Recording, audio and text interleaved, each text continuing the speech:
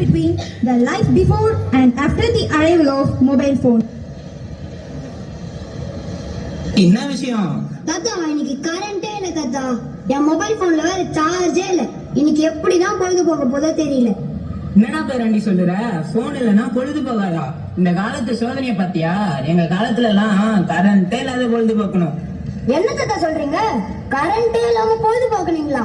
அது கூட பரவாயில்ல. மொபைல் போன் இல்லாம எப்படி தாத்தா? என்னது மொபைல் இல்லாம பொழுது போகாதா?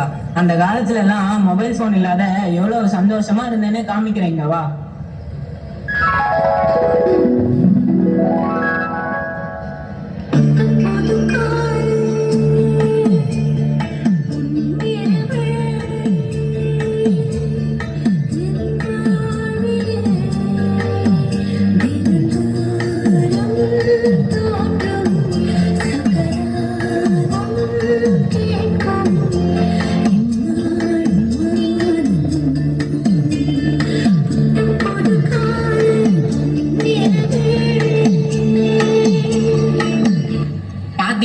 அந்த காலத்துல நாங்க எவ்வளவு சந்தோஷமா இருந்தோம்னு.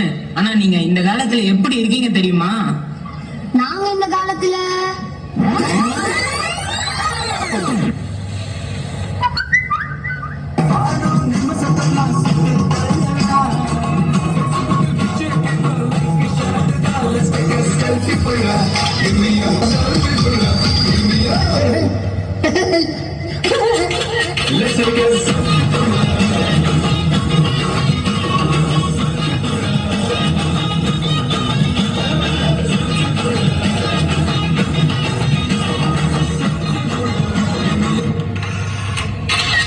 பாத்தியா நீங்க இந்த காலத்துல என்ன பண்ணிட்டு இருக்கீங்க பாத்தியா? ஆமா தாத்தா. அது மட்டும் இல்ல, இன்னும் சொல்றேன் கேளு.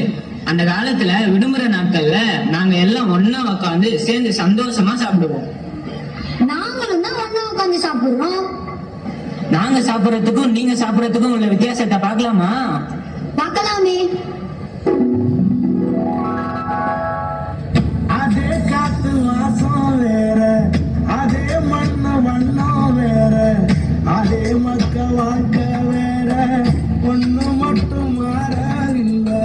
மத்த நாட்டு சுவையெல்லாமே ஒத்த வேலை உடைய போல, சுத்தமான நம்மூர் சுவையோ தாத்தா தந்த உசுர போல.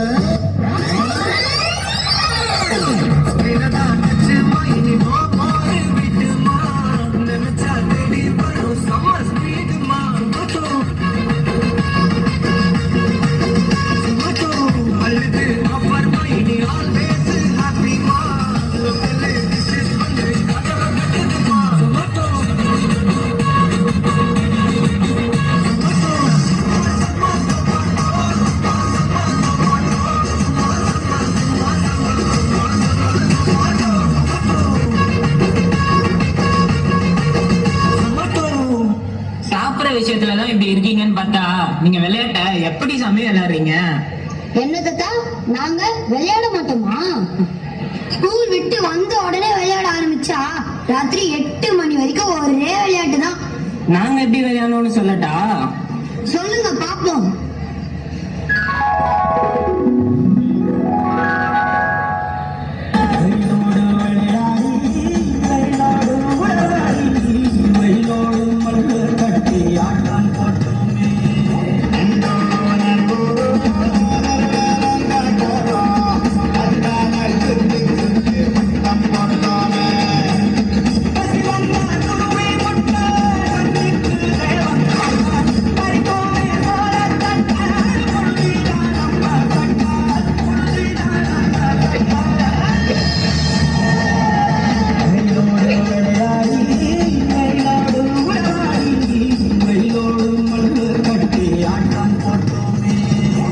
இது எப்படிப்பா இருக்கு? தாத்தா, உங்க விளையாட்ட பார்க்க எனக்கும் ஆசையா தான் இருக்குது. ஆனா நாங்க எப்படி விளையாடுறோம் சொல்றேன்.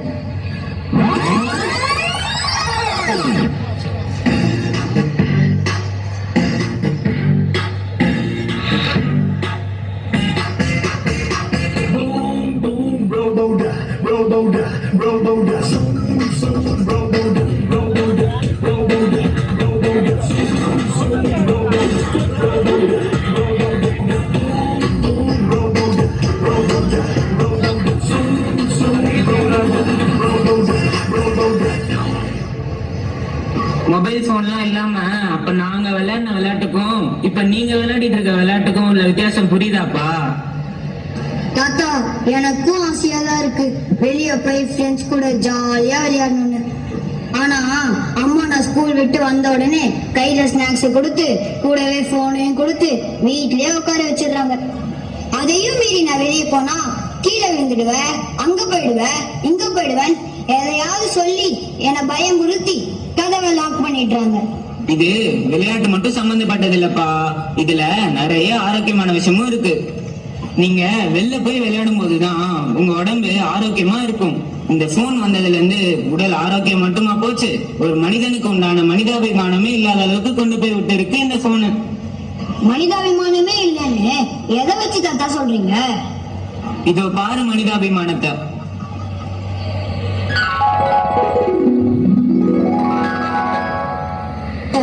பாதை தூரமே வாழும் காலம் கொஞ்சமே ஜீவ சுகம் பெறலாகுவதே நீந்தவா.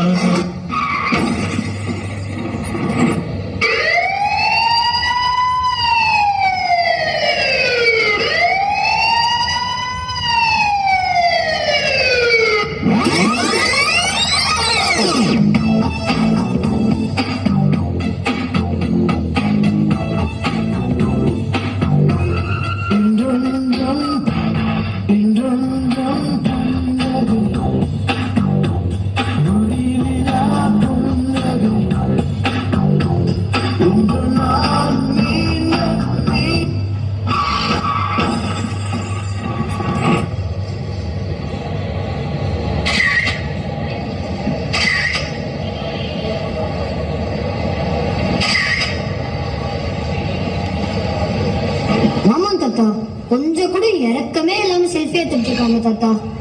இந்த மொபைல் போன் உங்களை எந்த நிலைமைக்கு கொண்டு வந்து விட்டு இருக்கு பாத்தியா? அப்படின்னா இந்த மொபைல் போன்னால எந்த யூஸ்மே இல்லைன்னு சொல்றீங்களா தாத்தா? போன்ல கெட்டது மட்டும் இருக்குன்னு நான் சொல்ல வரலப்பா, அதுல நிறைய நல்ல விஷயமும் இருக்கு. அதை நம்ம எப்படி பயன்படுத்துறோம்ங்கிறது தான் ரொம்ப முக்கியம். நீ ஒரு 5 நிமிஷம் உட்காந்து யோசிச்சு பாரு, போன் மூலியமா நம்ம நிறைய நல்ல விஷயங்களை படிச்சு தெரிஞ்சுக்கலாம். உனக்கே நல்லா தெரியும், 2 வருஷத்துக்கு முன்னாடி கொரோனாவால பள்ளிக்கூடமே போன்ல தான் நடந்துச்சு. அதுதான் நல்ல விஷயம்.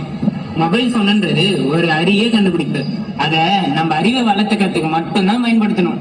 அதை விட்டுட்டு வாட்ஸ்அப், ட்விட்டர், ஃபேஸ்புக், இன்ஸ்டாகிராம்னு சோசியல் மீடியாக்குள்ள போய் நம்ம நேரத்தை வீணடிக்க கூடாது. அது மட்டும் இல்லாம பப்ஜி, ஃப்ரீ ஃபயர்னு மொபைல் போன்லயே கேம் விளையாடி பொழுது கழிக்க கூடாது. எங்க நேரத்தை வீணடிக்கிற இந்த போனை இனிமே நான் அனாவசியமா யூஸ் பண்ண மாட்டேன் தாத்தா. என்ன ஃப்ரெண்ட்ஸ், எங்க தாத்தா சொன்னதை கேட்டு நான் மாறிட்டேன், நீங்களே எப்ப மாற போறீங்க?